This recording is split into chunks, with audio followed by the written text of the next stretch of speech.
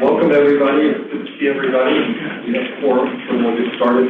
I think with this will be rather quick meeting, hopefully. I don't want to jinx it right off the bat. I want your idea on something that we brought last time is that sometimes we have items that relate to other items in the agenda. If you would give me grace and freedom in the future, I don't think it will happen this time, where I can skip around on the agenda if we're already talking about something to go into another topic. I appreciate that. Do we have anybody new? Okay. Next, I'll read the ethics statement for the FBO board. In accordance with the State Government Ethics Act, it is the duty of every board member to avoid conflicts of interest. Does any board member have any known conflict of interest with respect to any matters coming before the board today? If so, please identify the conflict and refrain from any participation in a particular matter involved. Hearing none, we'll move on. Any public comment? No, I will say FBO staff has gotten a few questions following up from some previous public comments this board received about the pedestrian crossing at Amble in light of the greenway under the bridge, and as well as there was a question asking for status updates on the Wrightsville Road sidewalk project. So we did receive a couple of email comments about that. Next is the approval of agenda and consent agenda. Do I have anyone? Okay, motion to approve the consent. So moved. Thank you. Second. Motion Kelsey. Sorry, forgive me. Bear with me today. I had some oral surgery 2 days ago, so I may slur every once in a while. I feel like I got sick. Tell everybody you've been drinking too much. Moonshine. I think that would cure what I have. Pre-reading time. Hey, stop in Maggie Valley before you came here today. Right across the street. All right. Asheville, Kim Running. Aye. Asheville, Sage Turner. Aye. Black Mountain, Archie Pertiller. Aye. Buncombe County, Drew Ball. Aye. Buncombe County, Parker Sloan. Aye. Camden, Dr. Ralph Hamlet. Aye. Fletcher, Jim Blair. Aye. Haywood County, Kevin Emsley. Aye. Sorry, well, I have to scroll down to get the rest of the names. There we go. Henderson County, Jay Eagle. Aye. Henderson County, Sheila Franklin. Aye. Hendersonville, Jennifer Hensley. Aye. Mills River, Shannon Gahn. Aye. Montreat, Tom Whitmer. Aye. And I missed Madison County, Matt Lester. Aye. She made a motion. Sorry. Sorry. I'm facing, because it's the first vote, I have to look at the quorum and then figure it out. I'll not have to more. I appreciate everybody's patience. Then we have Biltmore Forest, Drew Stevens. Aye. Urban Transit, Susan Dean. Aye. Waynesville, Anthony Sutton. Aye. Weaverville, Mark Andrews. Aye. And Woodfin, Jim McAllister. Aye. All right, you guys have it. We have two business items today. One is the 5310 project selection. David? Hey, give me just a second to get my screen shared.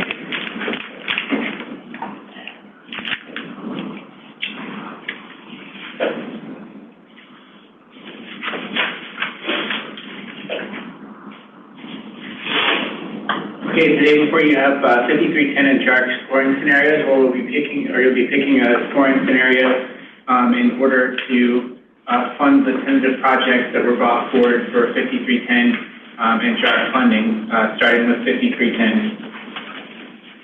We began the call for projects for both 5310 and JARC in October of 25. That ran through January 2026. It went before the prioritization subcommittee on February 4th for the prioritization subcommittee to make recommendations on the scoring scenarios. It came before the TCC on February the 12th, 2026, and today it's before you to make that final selection based on their recommendations.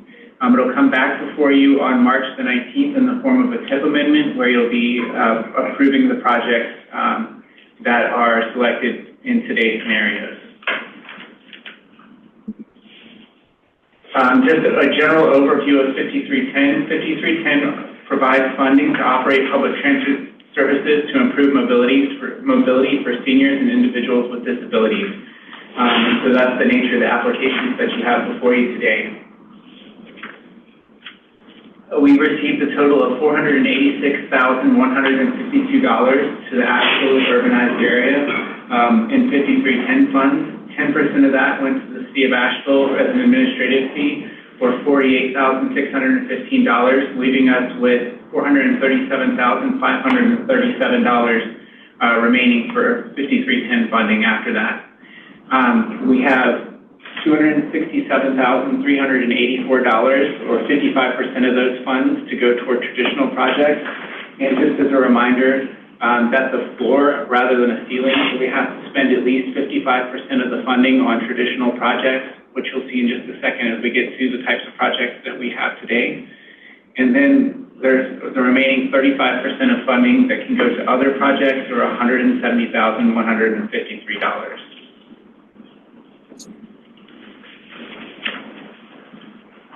We received a total of 4 applications this cycle, one for Hendersonville pedestrian signals, one for Buncombe County's SEDTAP program, one for Buncombe County's RIDE program, and one for Council on Aging's Buncombe County program. Let me get my screen moved around here so I can read it. The Hendersonville pedestrian signals are to build accessible paths to bus stops through the use of accessible pedestrian signals. Buncombe County SEDTAP is to provide public transit trips to older adults and people with disabilities that live outside of the City of Asheville's ADA paratransit zone. The Buncombe County RIDE application is to provide curb-to-curb user-side subsidies, allowing participants to purchase taxi vouchers at a subsidized rate. And the Council on Aging Buncombe County application is to provide door-to-door transportation for seniors unable to drive or access public transport.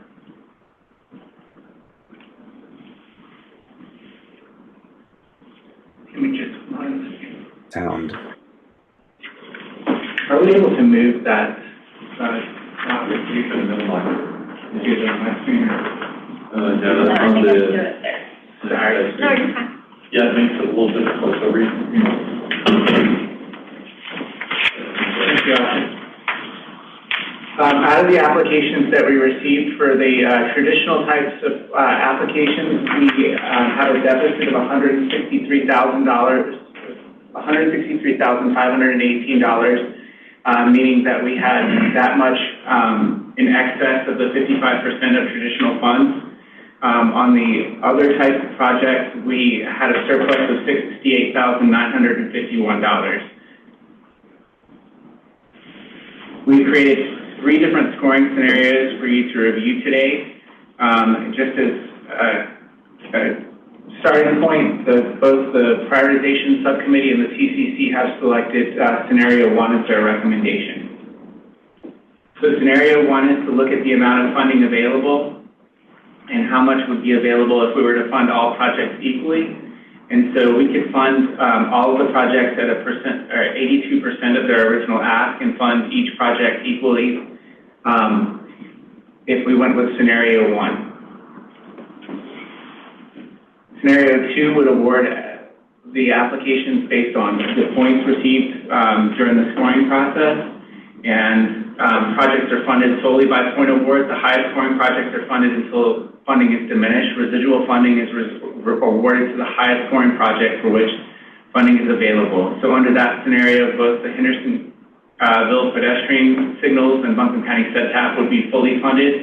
Buncombe County RIDE would only be funded for approximately 10% of their ask, and the Council on Aging Buncombe County wouldn't receive any funding. scenario 3 is basically a combination of both scenario 1 and 2, where the amount of funding available is multiplied by the points that each application received, and funds at the combined ratio of the two factors. So under that, each of the applications would receive partial funding.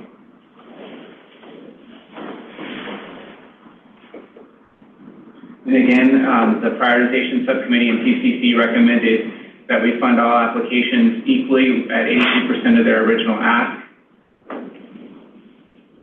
And with that, I can entertain any questions.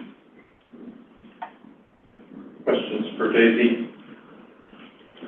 Could you provide just very brief the methodology of why the prioritization subcommittee and TCC decided on scenario 1? Sure. Basically, the applications were relatively close in points.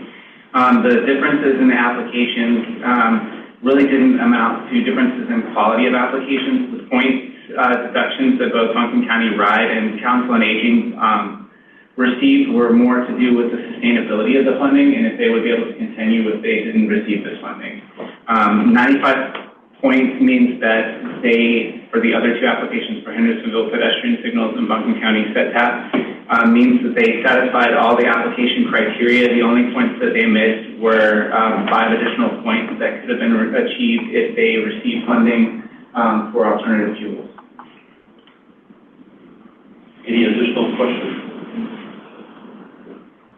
With that, we have 3 different scenarios that we can go with. If anyone wants to make a motion on one of those. I'll make the motion for scenario 1. Thank you. Second. And Sue, was that Councilmember Roney? Kim, was that you? Second. Thank you. Councilmember Roney, second. Thank you. Roll call.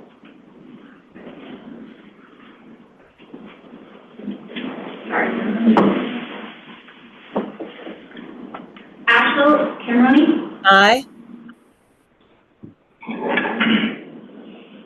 Asheville, Sage Turner, Aye. Black Mountain, Archie Fertiller, Aye. Buncombe County, Drew Ball, Aye. Buncombe County, Parker Sloan, Aye. Camden, Dr. Ralph Hamlet, Aye. Flat Rock, Emily Whitmire, Aye. Fletcher, Jim Flair, Aye. Haywood County, Kevin Ensley, Aye. Henderson County, Jay Eagle, Aye. Henderson County, Sheila Franklin, Hendersonville, Jennifer Hensley, Aye. Madison County, Matt Wechtel, Aye. Mills River, Shannon Gaunt, Aye. Montreat, Tom Widmer, Aye. Rural Transit, David White, Abstain. Biltmore Forest, Drew Stevens, Aye.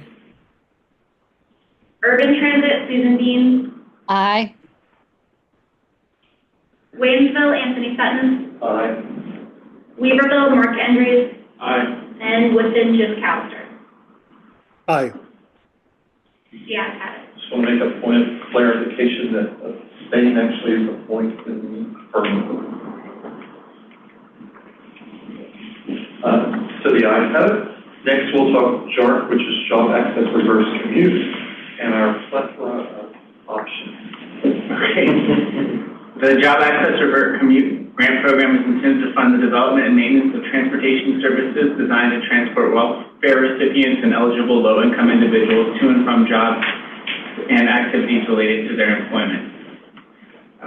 This year's allocation, we received $420,732 in JARC funding, and that's a 10% set aside of our Region's 5307 funding. We received one application from the City of Asheville for Asheville Rides Transit Routes 170, S3, and S6 to fund operation of those routes and transit operations. And they asked for the full $420,732 in their application. And with that, I can entertain any questions. they are doing 100% match too, so. Correct. Actually, they do 41,000. Any questions for Daisy? I will entertain a motion to approve the JARC funding. This is Councilmember Roney. I move to approve the JARC funding as suggested. Sage Turner. Thank you, Council. And then I have Kevin Hensley in a second.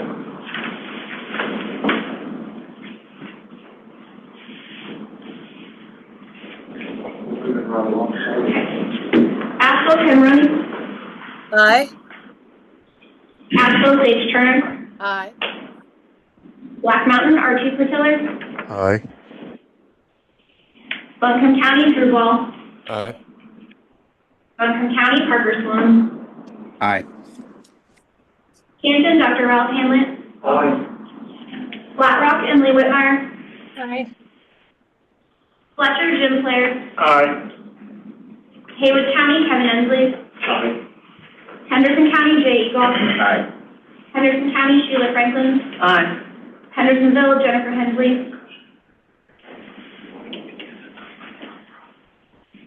Madison County Matt Lecco. Aye.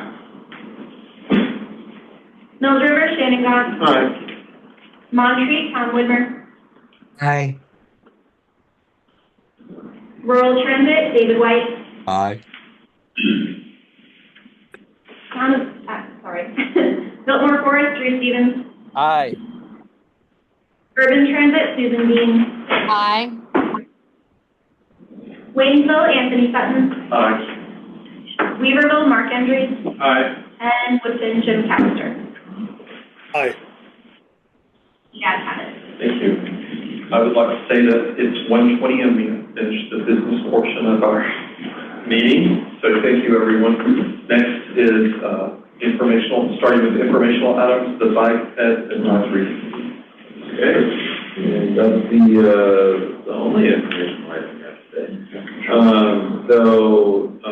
This is an item that was requested to come back from a board discussion from October of last year.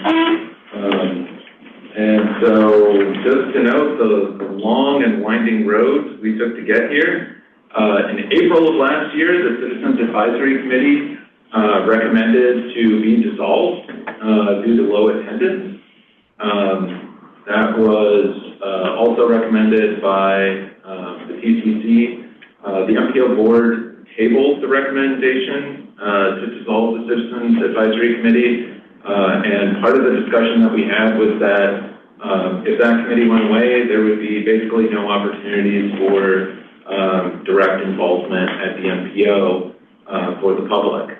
There's still public comments, but that was the only committee made up of members of the public. We took it back to the Citizens Advisory Committee last summer. They again recommended to dissolve. They enthusiastically.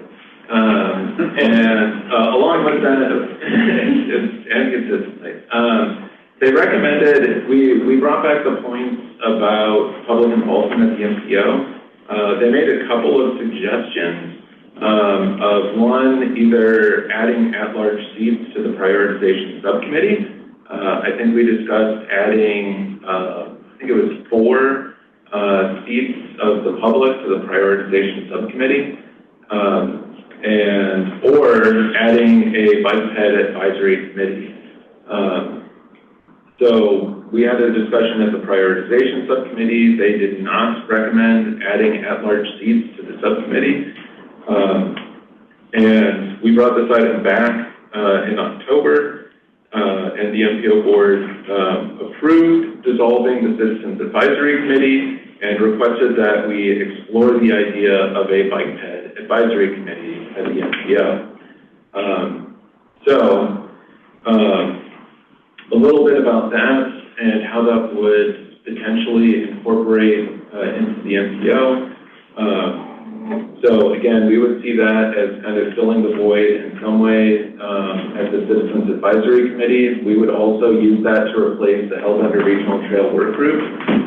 There's a lot of times in the past at the Hellbender Regional Trail Work Group where we talk about things that aren't just a regional trail.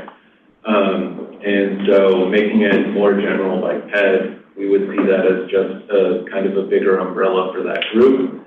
For potential work tasks, we could see an advisory committee providing complete streets recommendations on prioritization projects. Just so folks know, every time the board approves projects to go to prioritization, NPO staff enters a cross-section. That includes complete streets elements. We could see an advisory committee providing additional input on some of those items. Help identify safety needs and hotspots, providing input on some of our regional plans, helping with community engagement, and highlighting a lot of emerging issues. I think over the last year, or the last few years, there was a lot of talk about scooters for a little while. And scooters kind of died down, and then we talked a lot about e-bikes. There tend to be a lot of emerging issues in this field, and how that impacts our region, I think is. So just to note, our kind of current work committee and work group setup, the board is the decision-making body at the MPO. The TCC provides advice or recommendations, and under that, we have the prioritization subcommittee, the now defunct Citizens Advisory Committee, the 5307 Sub-Recipients Work Group. That is for the transit operators in the region that receive urban transit funds, and the Health Under Trail Work Group. We also have an informal work group to talk about issues involving locally administered projects. That's kind of a subset of prioritization. At least from a staff point of view, we would see a bike ped advisory committee working to make recommendations that would go to the TCC and board. Again, it would kind of consolidate that Citizens Advisory Committee and Health Under Regional Trail Work Group role. Something we talked about back in October was looking at other MPOs, and yes, we all have fantastic names for FBRMPO, and my favorite, WIMPO, the Wilmington MPO. But looking at the different committees, subcommittees, work groups, et cetera, that a lot of other MPOs have, a bike ped committee is one of the more common ones found throughout MPOs in North Carolina. So in your packet, we did draft some bylaws just to provide an outline. We were looking at 9 to 15 members of the public appointed by the board and TCC. Something we think is really important is a minimum of 1 representative per county. This MPO did previously have a complete streets work group. I will say that this was years and years ago, but the attendees at the work group started to cluster to represent one small area of the MPO. So we think if this were an idea the board would want us to move forward with, making sure there's some aspect, a minimal aspect of geographic equity would be important. Again, providing recommendations to the board and TCC on bike ped related matters. And I think that's just to note from past committees at the MPO, it's very important to spell that out. We have had some committees and work groups that have made votes to override the board. That is not their role. We would put that in the bylaws.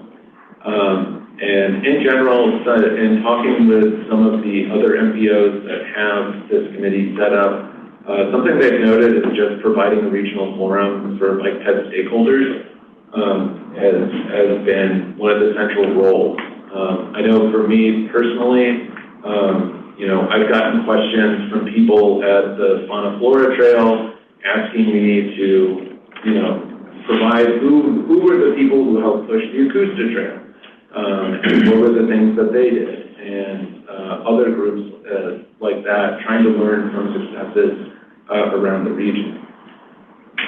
In general, we wanted to bring this item for discussion today with potential action next month.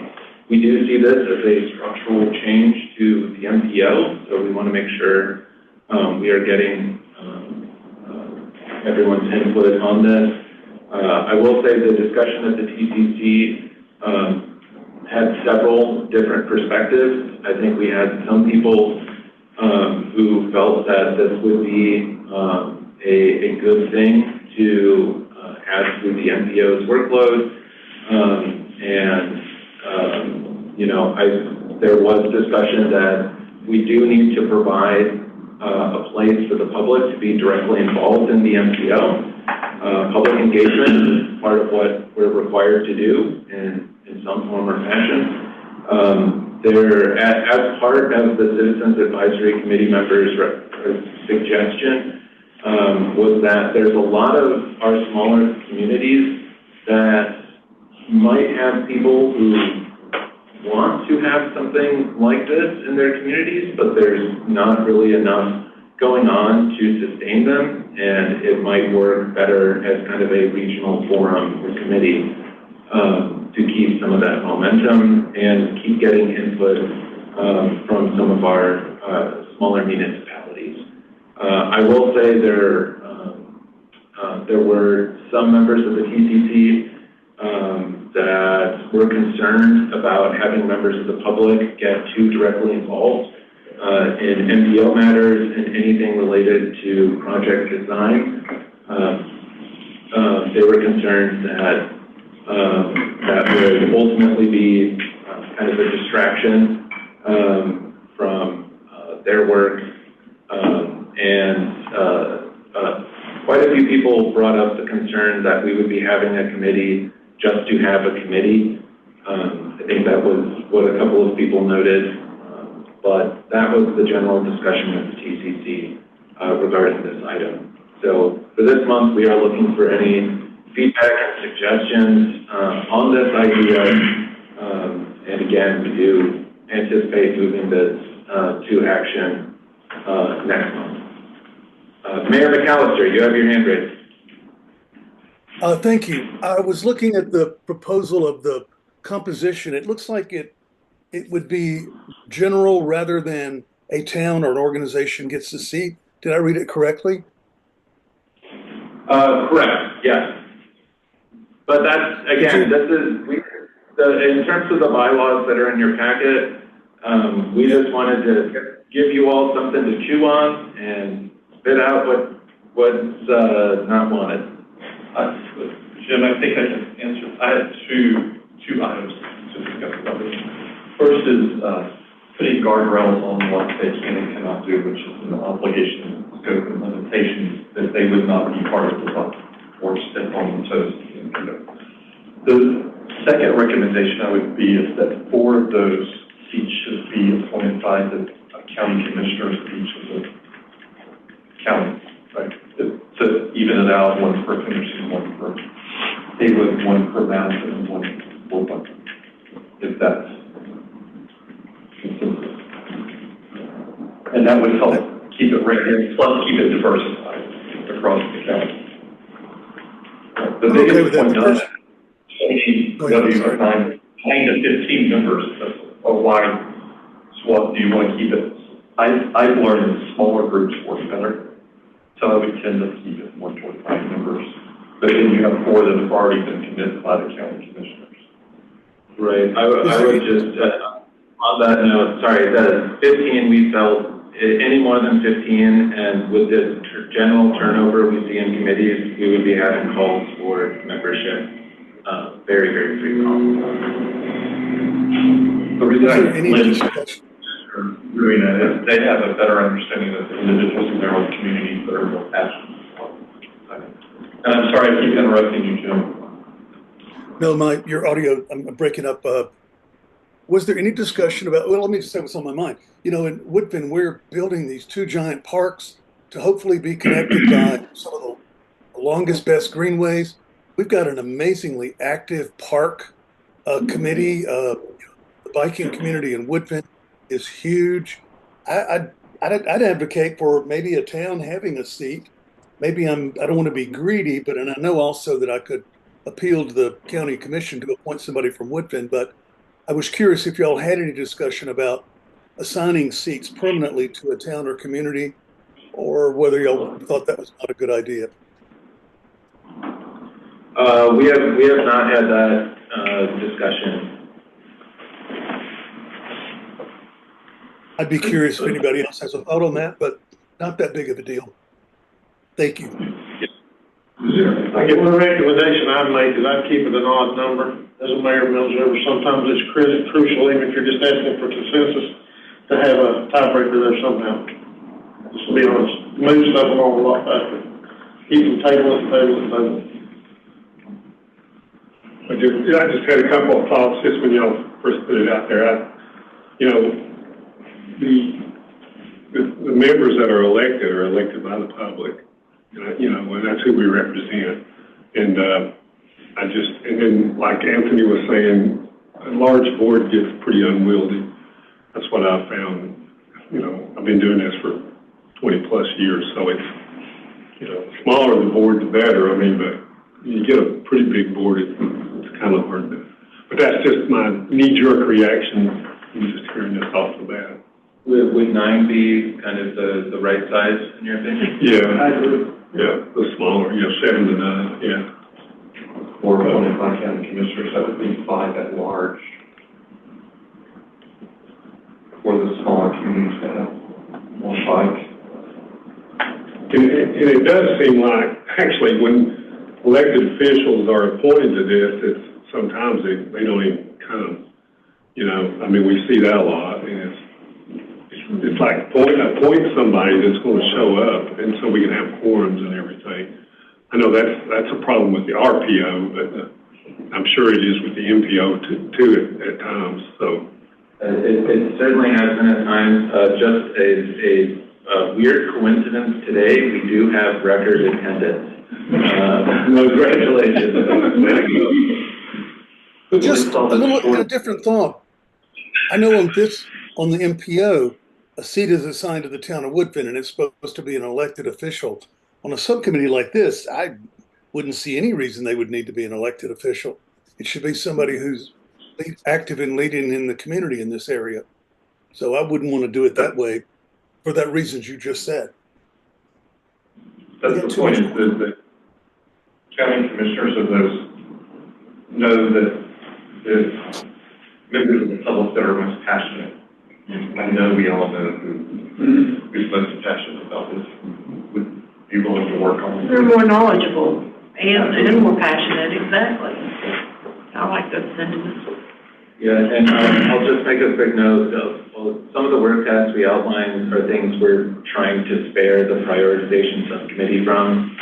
Their meetings have not been short, but it's still items that I think are worth a little more community session. I support having the town and municipality representation and membership. I like the idea of someone from the Weaverville community being involved on the committee, and then that might suffice for the county representation. There's municipalities across the region, and so that would kind of give that geographic diversity opposed to just having a county base. I think part of that is 31? 30 is the number of municipalities within or counties who get really large very quickly. That's true. Yeah, it would be 15 plus additional counties. 19 right there. 31. It's probably staff. So How do we go from 9 to 31? I hear you down there.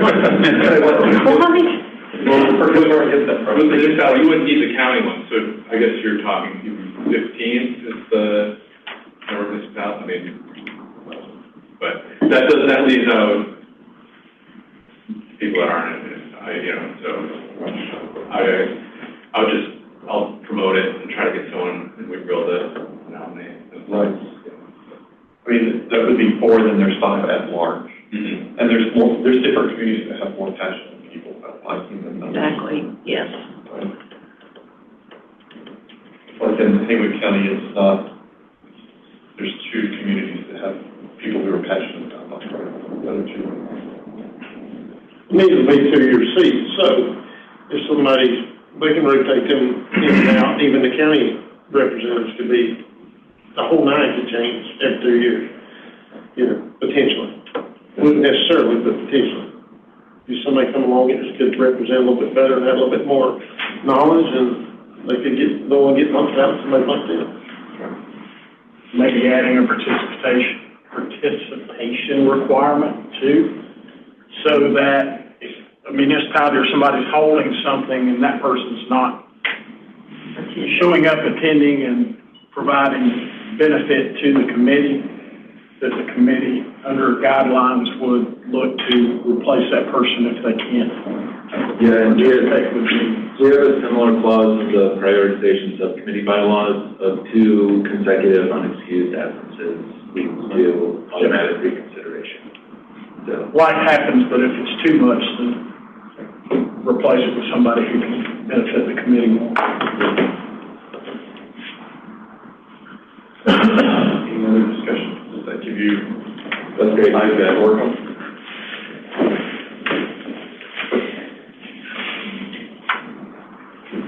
Next is updates. I think you're going to legislative updates.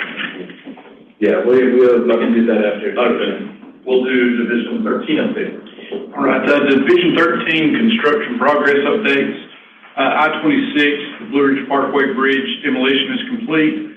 The new bridge is, of course, has traffic on it, but they are having lane closures there to complete the grading in that area on the Blue Ridge Parkway. Also on 26, they plan to place traffic in 2 lanes of the final eastbound configuration, hopefully early March, to allow for the final median and ramp work to take place. I-40, the 2513 AA and AB, I-40 lanes are narrowed in each direction. They're constructing the new 44A ramp, also working on retaining walls and sound walls as well. Haywood Road, the contractor has mobilized and started daytime operations. As the project progresses, the contractor will switch to nighttime operations. This will help minimize impacts to pedestrians and vehicular traffic. Bridges and more bridges. Just from a rough count, we have approximately 40 bridges in the French Broad MPO area that have been let and are in some stage of progress. Many are already under construction, and many are obviously related to Hurricane Helene. Resurfacing with warm temperatures this week, some of our paving contractors have started patching operations, trying to get a bit of a head start on the paving season. And as far as our project development list, quite a lengthy list there, but not a lot of changes since the last time we met. A lot of projects in the queue and being headed towards letting those some later this year. Glad to take any questions for Division 13. Any questions? Doug, we've talked a lot about express designs. Could you note some of the express designs that are getting underway? For the division itself, or just, I don't have I need to look back to see exactly which ones. Here again, we are having a lot of kickoff meetings for projects, but as far as express designs moving forward in P9, I don't have a list with me. One thing to note, a lot of the projects that have been submitted by Division 13 in the past were already to a level of design that would satisfy essentially that express design requirement. So that really puts us in a good position, hopefully, for the next round of prioritization. We've got 6 express design slots, and those are going to be submitted in batches of 2 over the next few months. Would it be possible, and I guess this is a question for you and Steve, for some of the projects that have been their express designs have been completed kind of a longer time ago, would it be possible, or would it be appropriate to maybe revisit some of those and make sure that some of the things are still in line with Yeah, yeah, we can, get together on that to look and make sure that, as you said, that everything's still in line. We had a meeting, recently and went over, some of those, for Division 13, and so, glad to do that. Not to jump ahead, but I know with Division 14, there was a project on South Main that previously fell into the old complete street policy, but with it kind of no longer being committed, it would be in the new complete street policy, which might kind of allow for some potential changes that I know the town's interested in. Any questions for Division 13? Stephen? Division 14. All right. Division 13's got nothing on Haywood County when it comes to bridge construction. we're trying to hit all of them because Chairman Sutton loves bridge construction. Oh, yes, the press gets that one first. Same projects you've been seeing for a while. I think, I'm not sure if it was since the last meeting, but there was another bridge added. Cut about halfway down SR 1364, which is Coleman Mountain Road. That one has started. I'm not sure if I had included that last month or not. Otherwise, it's the same projects you've been seeing for a while. There was some confusion brought up about, let me find the bridge in Henderson County. Yeah, it's SR 1528. And that's actually, it was a contract for two bridges, and one's in Henderson County and one's in Transylvania County, and that was the confusion, and that's why they're both included there, just because they're in the same contract. I think since the last time we met too, the Highland Lake Road project was moved out 2 months from its previous completion date. We talked about that and had kind of anticipated that move. Project development, again, same projects you've been seeing for a while. Did add a couple of bridges that we hadn't seen previously, and I believe it's BP 14R032 and BP 14R034, just so that we get every bridge in Haywood County. Otherwise, it's the same projects that you've been seeing for quite some time. So, Lots of bridges. Lots of bridges in Haywood County, without a doubt. Make sure you check your phone before you travel. This can be a nightmare getting through there. Yeah. Any questions for Steve? Next is Transportation Planning Branch. All right, 3 quick updates from me. Starting local, the North Carolina Rail Division released a economic impact study for what would happen if we expanded passenger rail to Asheville from Salisbury. This was released last month, and it goes into the typical economic impact results: jobs, wages, tax revenues, construction, annual benefits. And alongside that, Tristan emailed everybody a opportunity for a public workshop to learn more about the expansion. That is not a free workshop. There is a fee, but check your emails. That went around. Second, concerning the state electric vehicle charging station program, which we call the NEVI program. This is a series of federal grants that are being used to roll out chargers.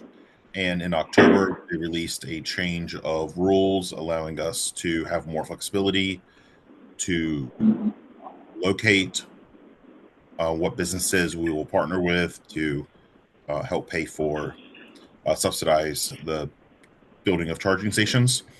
They used to be very strict, and now with more flexibility, we've put out a new list for 2026 as to where the businesses are, and we're using this flexibility to provide more charging near alternative fuel corridors, especially I-26 north of Asheville.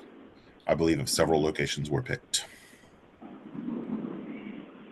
Third, just kind of a quick update, a nonprofit called the Eastern Transportation Coalition, which is made up of all the states along the Atlantic seaboard, is launching a research project and looking for volunteers. The research project will be to test the different ways to track vehicle miles driven in case any states want to pursue a vehicle miles tax. They want to have good ideas of what works, what doesn't work, what people respond to, different GPS devices, phone devices, telemetrics, and paper odometer readings. If anybody's interested in registering, you can register this month. And I believe it is a May collection month is what they'll be asking people to participate for 1 month. Anyways, those are the things happening across the state. Any questions? Thank you very much, Daniel. I would encourage everyone to read that rail analysis of the impact to the region. Quite substantial. Next is subcommittee work group report. Our subcommittees and work groups continue to be active. Prioritization subcommittee met earlier this week. One item that will be coming back is the local input point methodology. We don't anticipate many changes, but one change we are looking at is including data from the state streets for Western North Carolina plan into the methodology, and potentially the Health Under Regional Trail. That will be coming back next month with a deadline of next month. But all in all, mostly keeping the methodology roughly the same.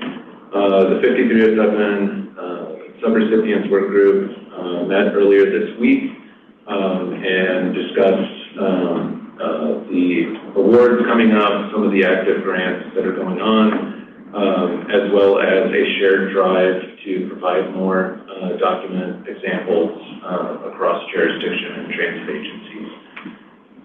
In terms of legislative updates, the only kind of big one I have for you all today is on the federal side. There was legislation that was introduced at the House side, and I'm going to warn everyone, just about every transportation bill has clever acronyms, or borderline clever. I don't know, safety loo, kind of. The Basics Act was introduced. That is the Bridge and Safe Infrastructure for Community Success Act. There we go.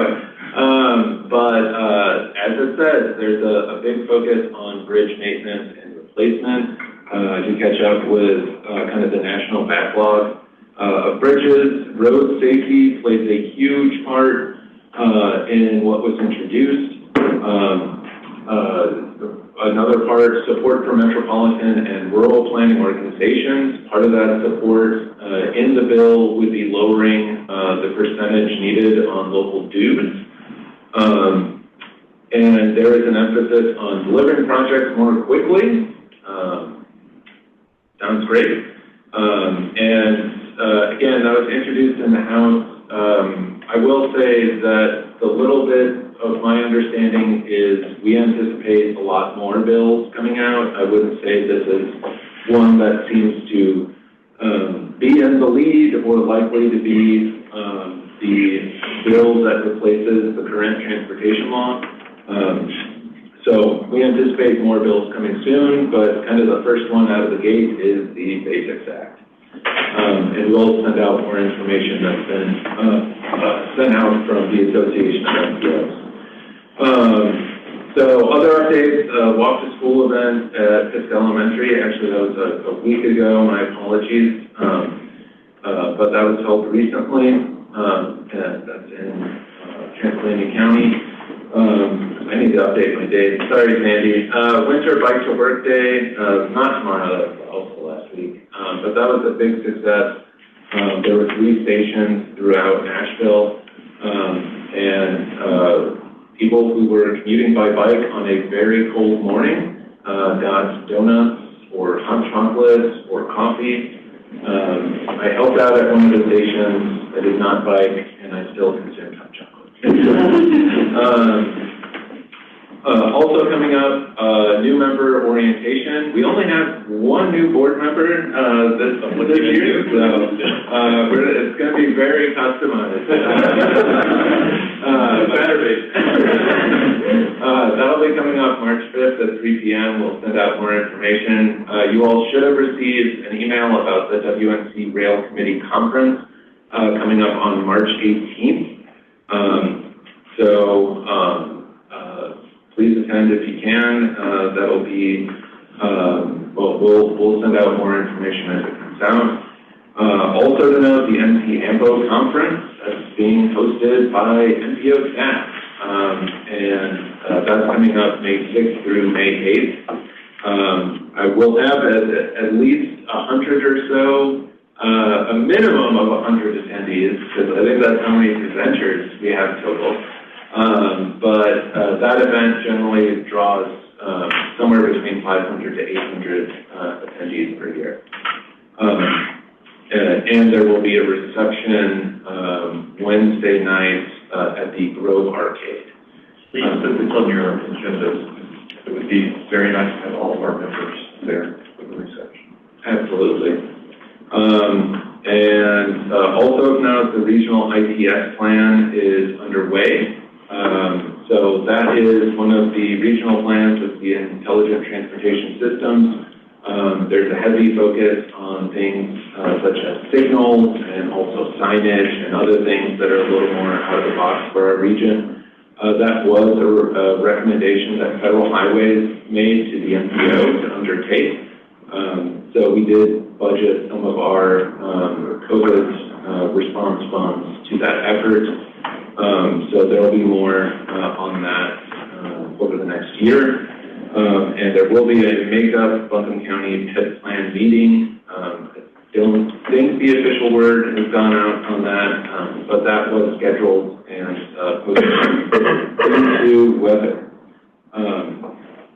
To note on that, and also yesterday there was a meeting on the Johnston Boulevard Sidewalks project in Asheville that is getting ready to get started. Just to note, that is a project that does have funding from the MPO to help get through implementation. So excited to see another project getting started. Also to note, we held a webinar earlier this week. We're calling it Peak Hour. And we had guest speakers from the SIP and SPONS. Just really quick, thanks to everyone who attended. We had more than 50 attendees. I don't know what to think of that. I thought I was the only sicko who was going to attend, but we'll keep following up with more events. I will note if there are items that you all would like more information on, then would really, responsibly fit within a TCC and board cycle, please let us know. Otherwise, we'll keep asking guest speakers to join us for a lunch and learn. So that is all that I have today. Sandy, Daisy, anything I'm missing? Oh, Masha. I just want to do my monthly reminder that our state ethics are due. So if you haven't done them, please do them because they are due by April 15th. And if you don't file by that date, you can be fined and other legal actions can potentially be done against you. So please, please, please file your ethics. Thank you. If you have questions, please email me, or also in the emails that I've sent out, there's also the information for Suzanne Singh, who is our state ethics liaison person, who can also answer questions. But if you've already done it, I appreciate you. I will be giving you a phone call. Don't want to talk to me about any other items? Ada dropped in the chat. The Safe Routes to School program is hosting a class called Confident Road Riding for Families. That's going to be at the Black Mountain Library on the evening of March 10th. Any others? Do we have any additional public comment? Or any 1:58, and I will call it adjourned. And that record short. Thank you. Not even 2 o'clock.